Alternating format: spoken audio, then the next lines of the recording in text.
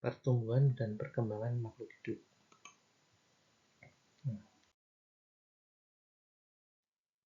Kita akan mempelajari pertumbuhan dan perkembangan pada hewan dan manusia.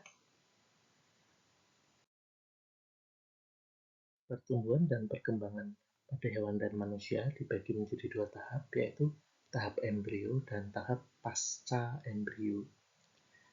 Pertumbuhan dan perkembangan pada hewan dan manusia sendiri dimulai dari proses fertilisasi. Fertilisasi itu pembuahan, yaitu bertemunya sperma dengan ovum sehingga menjadi satu sel yang namanya zigot, sampai dengan terbentuknya organisme utuh.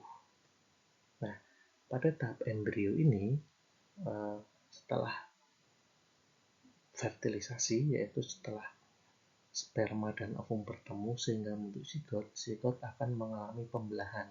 Nah, zigot mengalami pembelahan sel dari 1 menjadi 2, 2 kemudian menjadi 4, 4 kemudian menjadi 8, 8 menjadi 16, dan seterusnya. Ini adalah namanya morulasi. Kenapa namanya morulasi? Karena hasil pembelahan selanjutnya dari zigot itu, membelah banyak itu, nanti akan membentuk bola sel padat. Jadi bentuknya berupa bola yang isinya adalah sel yang disebut dengan morula. Nah, itu maka disebut dengan fase morula, morulasi. Setelah dari morulasi, kemudian akan mengalami fase blastulasi. Pada fase blastulasi ini, sel morula akan membentuk rongga blastosel. Nah, rongga blastosel ini berisi cairan blastosol. Jadi, kalau pada morula tadi berupa bola yang isinya sel-sel, pada fase blastula atau blastulasi tadi nanti di dalam morula tadi akan membentuk rongga. Itu sudah namanya bukan morula lagi, tapi blastula. Rongga tersebut disebut dengan blastosel yang isinya adalah cairan blastosol. Nah, setelah itu akan mengalami fase gastrula atau gastrulasi. Pada fase gastrulasi ini akan terbentuk 3 lapisan embrionik, yaitu lapisan ektoderm, lapisan luar, kemudian lapisan mesoderm, lapisan tengah, dan lapisan dalam, yaitu endoderm. Ada ekto itu luar, ektoderm, meso itu tengah, mesoderm, dan endo itu dalam, endoderm. Jadi ada fase morulasi, blastulasi, dan gastrulasi.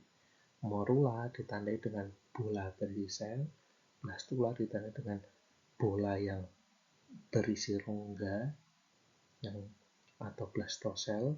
Kemudian gastrulasi ditandai dengan terbentuknya 3 lapisan, ektoderm, mesoderm, dan endoderm.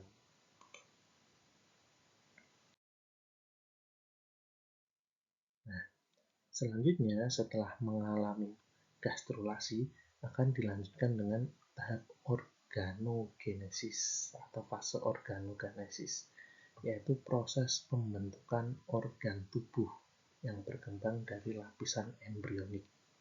Nah, jadi dari 3 lapisan tadi pada fase gastrula akan terbentuk organ-organ tubuh yang ini disebut dengan organogenesis. Organ itu organ, genesis itu pembentukan. Jadi pembentukan organ. Bisa kita lihat di sini dari lapisan ektoderm akan membentuk organ dan jaringan dewasa berupa kuku, sistem saraf, kulit, kornea, dan anak ginjal. Dari lapisan mesoderm ada sistem rangka, sistem sirkulasi, sistem reproduksi, dan otot. Sedangkan dari lapisan endoderm ada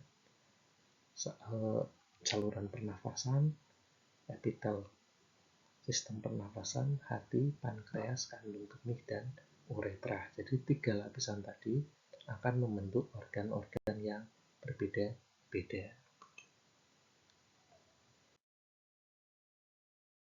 Nah, sekarang pada tahap pasca embrio. Pada tahap pasca embrio ini dimulai dari lahir. Kalau tadi kan embrio itu sebelum hewan atau manusia dilahirkan. Nah, pada pasca embrio adalah dimulai dari lahir atau menetas, yaitu asalnya dari telur, hingga mencapai tahap dewasa. Tahap ini merupakan pematangan menjadi individu yang sempurna. Nah, contoh pertumbuhan dan perkembangan pada tahap pasca embrio ini ada regenerasi. Regenerasi adalah proses perbaikan jaringan tubuh yang rusak akibat terluka. Jadi kalau ada jaringan tubuh kita yang terluka, maka kita akan cenderung melakukan regenerasi sel yang akan memperbaiki luka tersebut. Di sini contohnya ada cacing planaria. Cacing planaria ini adalah cacing planaria. Ketika dia dibelah, ini dibelah dua, maka nanti akan memperbaiki diri. Nanti dia akan membentuk menjadi dua, ya kan? Cacing planaria kita belah, yang sisi kiri akan menjadi satu individu, yang sisi kanan juga jadi satu individu. Ini kemampuan regenerasi yang sangat ekstrim. Ini kita belah tiga, atas, tengah, dan bawah masing-masing jadi satu individu. Jadi kalau belah tiga, dia akan menjadi tiga individu. Nah, pada vertebrata seperti manusia atau hewan-hewan tingkat tinggi, regenerasi hanya memperbaiki jaringan yang rusak dan tidak membentuk organ baru. Jadi kalau pada manusia, kalau misalnya organ terluka, hati terluka, atau jantung terluka, itu kita tidak bisa membentuk organ baru, hanya bisa memperbaiki jaringannya. Tidak seperti planaria tadi. Kalau planaria kan betul-betul membentuk organ baru sehingga bisa membentuk individu baru.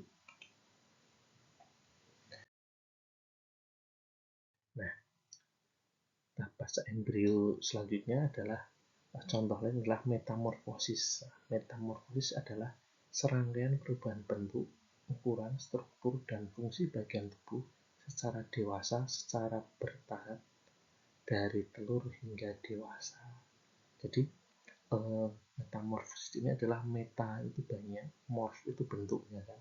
Jadi perubahan bentuk beberapa kali, ya kan, dari bentuk telur hingga menjadi bentuk sempurna dewasa. Metamorfosis ada dua, yaitu sempurna dan tidak sempurna. Yang sempurna ini contohnya kupu-kupu, katak atau capung. Kalau yang tidak sempurna ada belalang dan capung. Nah, pada fase sempurna itu ada 4 fase, yaitu ada fase telur, kemudian telur mungkin di sini tidak kelihatan, ini larva. Larva itu dalam bentuk ulat berkubu, kemudian pupa itu dalam bentuk apa ini berarti kan? Kalau pupa ya kan, ini dalam bentuk pupa, kemudian bentuk dewasa. Dan ada empat bentuk, sedangkan pada metamorfosis tidak sempurna hanya 3 bentuk, yaitu telur, nimfa, dan dewasa. Nah, itu adalah contoh yang sempurna dan tidak sempurna.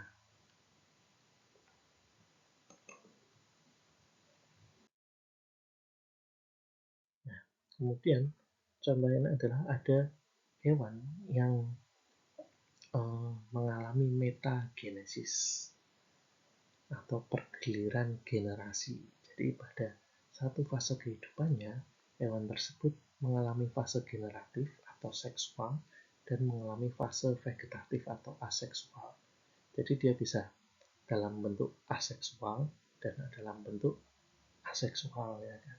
Nah, contohnya di sini adalah ubur-ubur. Jadi ubur-ubur ini mengalami fase generatif, yaitu dia berkembang biak dengan melibatkan sel telur dan sperma. Tapi juga pada suatu waktu dia akan mengalami fase vegetatif ketika dia berkembang biak dengan membentuk tunas muda. Ketika tunas muda ini berarti kan tidak ada unsur perkawinan, tidak ada peleburan sperma dan ovum, maka dia termasuk fase vegetatif. Nah, ini gambarnya, contohnya ini ubur-ubur di sini dalam bentuk medusa. Nah, ubur-ubur ini dia akan melepaskan sperma dan ovum, ya kan. Sperma dan ovum menjadi zigot, kemudian menjadi larva planula di sini, kemudian akan membentuk koloni muda. Nah, di sini akan dia fase generatif karena ada ovum dan sperma, ada perkawinan. Nah, kemudian akan setelah koloni ini dewasa, dia akan membentuk fase vegetatif. Fase vegetatif yaitu dia akan membentuk tunas-tunas. Nah, di sini ya kan, tunas-tunas muda. Nah, tunas ini akan lepas jadi ubur-ubur. Jadi pada saat vegetatif dia membentuk tunas muda, pada saat generatif dia membentuk sperma dan ovum.